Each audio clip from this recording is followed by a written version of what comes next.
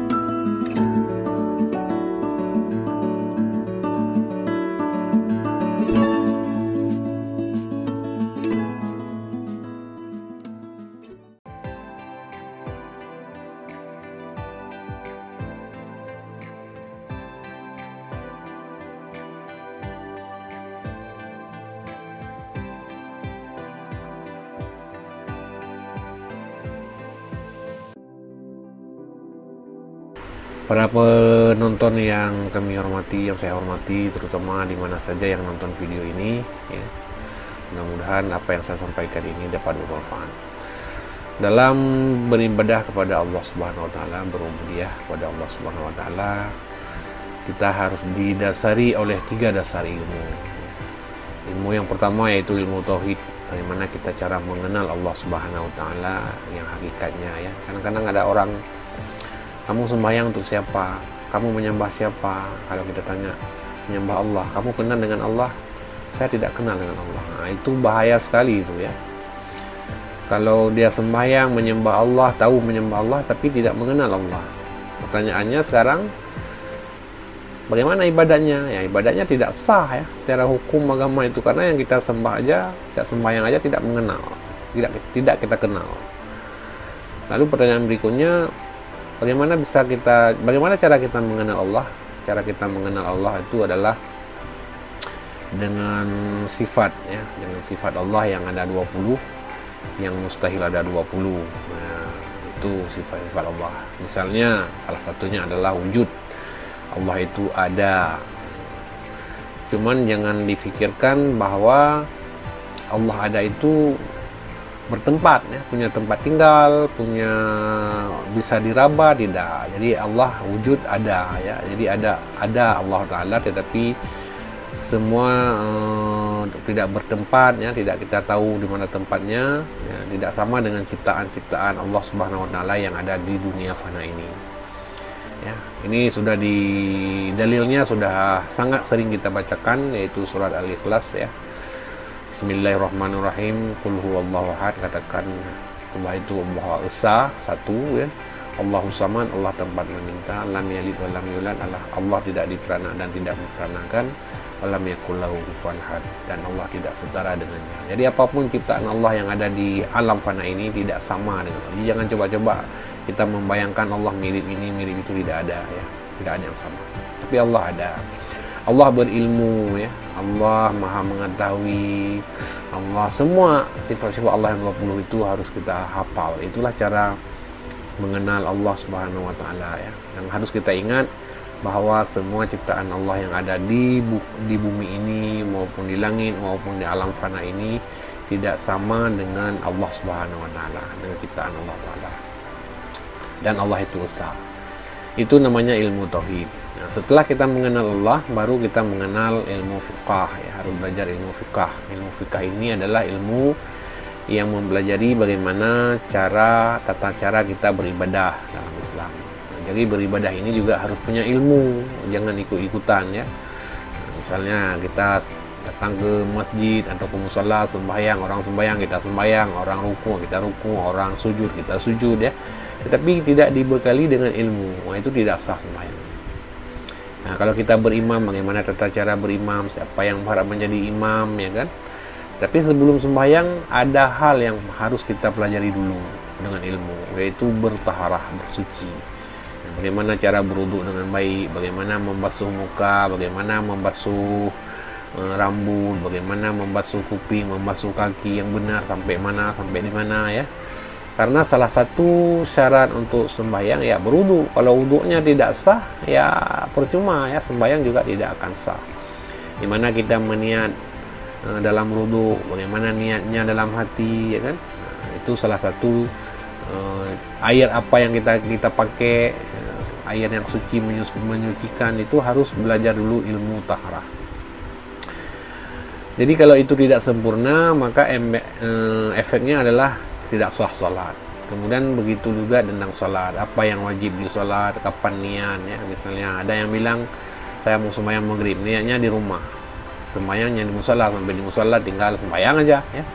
Kenapa tidak niat? Ya karena sudah niat di rumah. Ini juga salah satu yang keliru, yang salah, ya. Nah, jadi niat yang benar adalah diucapkan dengan lidah, didasdikan dengan hati di dalam takbiratul ihram. Misalnya sembahyang maghrib, ya, usalli fardal maghribi salasa rakaatin lillahi ta'ala, itu ucapannya. Niatnya Allahu Akbar, niatnya di dalam hati sambil membaca takbiratul ihram. Saja aku sembahyang maghrib 3 rakaat dengan karena Allah Ta'ala. Tapi kalau mau ditambah boleh saja aku sembahyang maghrib 3 rakaat hadap kiblat, ikut imam dengan karena Allah Ta'ala.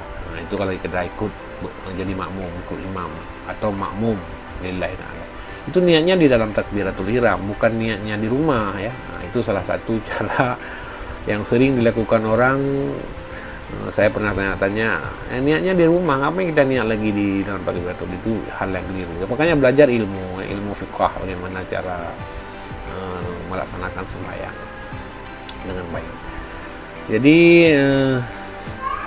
tidak semerta-merta bahwa sembahyang itu kita laksanakan terus tanpa ilmu, ya. Jadi itu namanya ilmu fiqh. Belum lagi apa yang wajib dalam salat, ya. Membaca Fatihah itu wajib, ya. Kita mulai dari Bismillahirrahmanirrahim, Alhamdulillahirabbil alamin, dan seterusnya. Dan yang paling penting kalau bisa dalam salat itu kita, apa yang kita ucapkan itu harus tahu artinya, ya. Sehingga sembahyang kita khusyuk dan dapat diterima oleh Allah Subhanahu wa taala. Ilmu yang ketiga yang harus kita miliki yaitu ilmu tasawuf. Ilmu tasawuf itu ilmu memagar diri dari kesombongan. Kalau saya bilang, ya, ilmu tasawuf itu ilmu yang memagar kita supaya pahala ibadat kita itu jangan hilang percuma, sia-sia. Salah satu penyakit hati, ya, ilmu tasawuf itu mempelajari bagaimana mengendalikan diri, ya. Mengendalikan diri itu penyakit hati dari riya, takabur, ya, suka upat mengupat dan sebagainya. Itu manhaj diri, itu memagar diri. Jadi ilmu tasawuf ini kalau kita punya kebun diibaratkan sebagai pagar, ya, pagar yang melindungi tanaman, yang melindungi amal ibadah kita. Jadi ada suatu kebun, amal ibadah kita itu adalah kebunnya, isi kebun, jadi pagarnya itu adalah ilmu tasawuf. Contohnya kita rajin bersedekah, ibadah rajin, sholat rajin, semua rajin. Tetapi kita juga suka mengupat, menghujat. Ini yang sering terjadi di dalam kehidupan masyarakat. Menghujat orang, mengupat orang, itu adalah salah satu penyakit hati yang bisa membumi hanguskan semua pahala-pahala yang kita kerjakan. Mana bentuk menghujat? Ya, sekarang menghujatnya tidak hanya dengan mulut, ya. Sekarang zaman teknologi sekarang menghujatnya lewat WhatsApp group, ya, WA group, lewat Facebook, lewat media lain, media YouTube dan sebagainya. Itu adalah media yang paling handal zaman teknologi revolusi industri 4.0 ini untuk menghujat. Contohnya yang paling banyak dihujat adalah pimpinan, ya. Misalnya kepala negara Bapak Jokowi dihujat, kiri kanan dihujat. Nah, itu kita dengan tidak menyadari bahwa menghujat itu adalah suatu perbuatan yang menghapuskan segala pahala. Jadi kalau kita dalam keadaan puasa kita menghujat, maka pahala puasanya akan terhapus dengan hujatan itu. Justru orang yang kita hujat itu akan mendapatkan pahala yang banyak, ya. Karena yang kita hujat itu belum tentu benar, ya. Jadi berat ke emosional. Belum lagi kita menghujat kawan, memfitnah orang, ya. Nah, itu hal-hal yang demikian. Maka kita menghindari hal-hal hujat menghujat ini selama kita hidup, sehingga amal ibadah kita itu dapat dipertahankan atau dapat kita manfaatkan di yaumil akhirat nanti. Hidup ini adalah, dunia ini adalah hanya kita membelakangi, jangan terlalu mengejar dunia. Dunia itu sudah pasti kita tinggalkan dan kita terus membelakanginya. Sedangkan akhirat, hari akan datang, hari kiamat, surga, yang harapan kita itu adalah tantangan yang harus kita hadapi. Pertanyaan sekarang, apakah kita sudah mempersiapkan diri untuk menghadapi itu? Yang jelas dunia itu, apa yang kita miliki di dunia ini itu sudah pasti kita tinggalkan. Tidak ada harapan. Kita punya rumah sederetan, punya kebun sederet, punya mobil mewah, punya semua itu kita tinggalkan. Apabila kita sudah meninggal, maka hanya tinggal 3 perkara saja. Yang pertama adalah sedekah jariah, kemudian ilmu yang bermanfaat, kemudian anak yang soleh yang mau mendoakan kita semua. Yang ini tinggal semua, selain amal ibadah yang kita persiapkan sebelum kita meninggal dunia atau selama kita hidup. Jadi dalam hidup ini adalah mempersiapkan diri untuk menuju akhirat, menuju alam kubur, menuju akhirat, menuju kematian yang sudah pasti, sudah pasti di depan mata. Tidak ada makhluk hidup di bumi ini yang hidup kekal selama-lamanya kecuali ke atas kehendak Allah. Jadi itulah yang harus kita sadari. Pertanyaan sekarang, apakah sudah kita mempersiapkan diri dengan ilmu pengetahuan untuk berubudiyah, beribadah kepada Allah? Kalau memang belum, mari kita sebelum terlambat, masih diberi kesempatan hidup, masih diberi umur panjang oleh Allah Subhanahu wa taala, masih diberi kesehatan untuk belajar memperbaiki diri, terutama cara ibadat, cara menjaga amal jangan sampai hilang begitu saja dengan sifat-sifat manusia seperti takabur, riya dan sebagainya. Jadi mohon mari kita sama-sama menjaganya. Demikian tausiah singkat pada pagi hari ini. Mudah-mudahan siapa yang melihatnya dapat bermanfaat. Dan saya akhiri, assalamualaikum warahmatullahi wabarakatuh.